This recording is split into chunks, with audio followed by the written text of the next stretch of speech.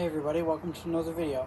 So today I'm going to talk about a time when my guide dog and I here, Zeke, went on a job interview with one of my job coaches from the Parents Alliance Employment Project, a group that's an agency that helps improve the quality of life for people with disabilities through individualized employment services.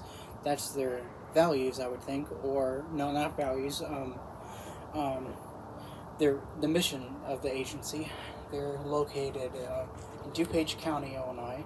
I'll put a link to their website below. Through their Project Search program at Northwestern Medicine Central DuPage Hospital in Winfield, Illinois. I'll pull up a screenshot here on the screen somewhere with a picture of the CDH hospital, the campus. It's located in Winfield, Illinois, and I went through 3 10-week internships there to learn job skills that goes out in the community. And Zeke and I were very, very welcome there, and Project Search is a really good program there. It's the in-school program, so I was in my last year of transition, or school really, related services, until I put into competitive employment after the program was finished, and we both graduated Project Search and the school system on May 25th, 2023. So, yeah, you can also look at my Facebook page for where I talk all about that. I did do some community posts on here, but you see all that stuff on Facebook. But anyways, let's get on with the juicy part of the video, you know, the nitty-gritties. In the job development process, which is basically where we search for jobs in the community that we want to look for. We are looking for part-time employment, things like that. I am going to put this out there that I'm not going to be naming the business because I don't want people interviewing, knowing where I went on job interviews with. Because that's private information for me, and please respect that, just because I don't want people going and attacking this particular business, because they have an inclusive employer for people with disabilities. It's just the person who interviewed me wasn't really great. Zeke and I here, where we went to it was a local retailer, and I applied for a position. I forgot exactly what it was, but it was involved in like the stock room or the employee-only area in the back of the store, like behind the scenes part that the public doesn't see. And when we went on the job interview, the employer didn't ask me to pet Zeke. She just kind of got up in his face and started talking and petting him a little bit. And I was like, "Oh, sorry, you can't pet him. He's a service dog. He's working." And she's like, "Oh. I mean, he has a harness, and it says service dog do not pet, public access required by law, and on the sides of his harness." You guys have seen it before. My job skills trainer and I, well, one of them at least, came with me back to her office, and we talked about the accommodations I needed involving him, and this is where stuff I was like, why would I want to work here? And this is pissing my trainer and me off a bit. So she asked me this question. She was like, so do you need him? And I was like, yes, because he's a service dog. And she said, well, we have food back there and it's hot. So, and I was looking at her like, I mean, they have air conditioning. I don't see why being hot in the back would be a problem. Because they could just turn the AC on. There wouldn't be an issue for anybody. So I don't know what that was about. Are you seriously gonna ask me that? In my head, at least, to be more specific, not out loud. Because, one, he's a service dog. He's protected under ADA laws, or the Americans with Disabilities Act of 1990. In my head, I was like, yes. Of course I do. I was thinking, lady, he's not gonna go all crazy on the food. Yeah, he might smell it in the air, like anybody would. But he wouldn't. He knows he'll get in trouble if he misbehaves when he's working. He knows that. Zeke knows that very well. Everybody knows that. We also talked about their hours that they have required for the position and what my availability is. I want to work in the transportation all that stuff. You have to excuse the background noise. That's my neighbor's dog barking and some people, my neighbor's talking. I don't remember exactly what she said, but she said, "You're not blind, right?" And I was like, "Yes, I am blind. I'm partially blind. I have some remaining vision in my left eye, but I'm completely blind in my right eye." That's what I told her. And I mean, I can see why, because it goes back to that stereotype of looking blind, unfortunately. And the stereotype, in my opinion, is quite frankly ridiculous, because you can't, just because I quote-unquote don't look disabled doesn't mean I don't have a disability.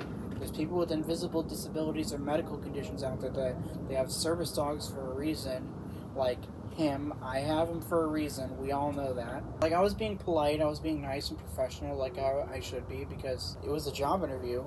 Clueless question. And the lady also wanted me to get like 8 boxes of like, fill 8 boxes of like, I guess clothing for like the front of this, to get ready for the front of the store in like an hour or 2 hours or something. I don't remember exactly, but it was really ridiculous, like what they expect from you. It's like, how is anybody in their power able to do that in like an hour or so? I don't remember the exact position. It was a long time ago, and I don't really care about it anymore, but yeah, like it was really annoying. Like it was, the lady was very clueless with her questions. I mean, yeah, like I don't mind questions. People ask about my disabilities and service dogs, because you guys know I love to educate everybody and help them learn, because if they want to know, I'm their person for their answers to their questions. But yeah, it was annoying, and unfortunately, like, I didn't hear back. Like, you know, it happens when you apply to jobs, and that's like, you get that most of the time. But then something, like, you know, you guys all know I have a job now. I work at a movie theater. I'm a ticket host, and everybody's very supportive of Zeke, and they all love him. And the cool thing with my boss and my boss's bosses is that's the air conditioning going. Sorry about that. They really like dogs, and hired us on the spot with zero hesitation.